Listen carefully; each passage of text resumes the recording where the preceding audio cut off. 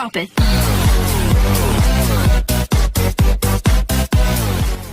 एक distance d है, इसको कोई आदमी t1 समय में तय करता है, उसी डिस्टेंस को एक दूसरा आदमी t2 टाइम में तय करता है, और इनके चालों का जो अंतर है वो v है।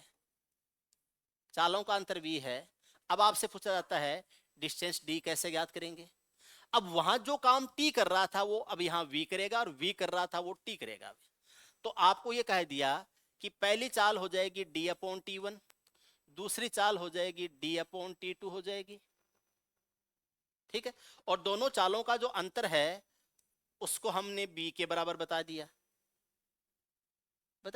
अब यहां ये हो जाएगा v बराबर d कॉमन आ जाएगा, ये t1 t2 हो जाएगा, और ऊपर आ जाएगा t2 माइनस t1 हो जाएगा। यहां से d बराबर हो जाएगा t1 t2 अपॉन हो जाएगा t2 माइनस t1 और इनटू हो जाएगा v। v क्या है? चालों का अंतर है। t1 और t2 क्या है? फिक्स टाइम है, जो टाइम लगे थे पहली बार और दूसरी बार।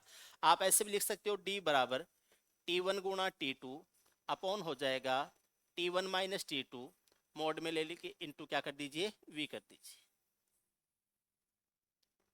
डिफरेंस ऑफ स्पीड, चालों का अंतर। आपसे कहा जाता है किसी डिस्टेंस को 2 घंटे में तय किया जाता है, 2 घंटे में तय किया। अगर ये कह दिया जाए कि 10 किलोमीटर पर आवर कम की स्पीड से तय किया जाए, स्पीड को 10 किलोमीटर पर आवर कम कर दिया जाए, तो इसी दूरी को तय करने में 3 घंटे लगते हैं।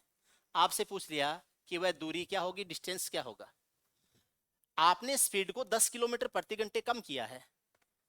अब समय ये 2 घंटे और 3 घंटे फिक्स है। समय तो हो जाएगा 3 गुणा 2, नीचे हो जाएगा 3 माइनस 2, और 10 का फर्क आया है तो ये चालों का अंतर है जो कि 10 हो जाएगा।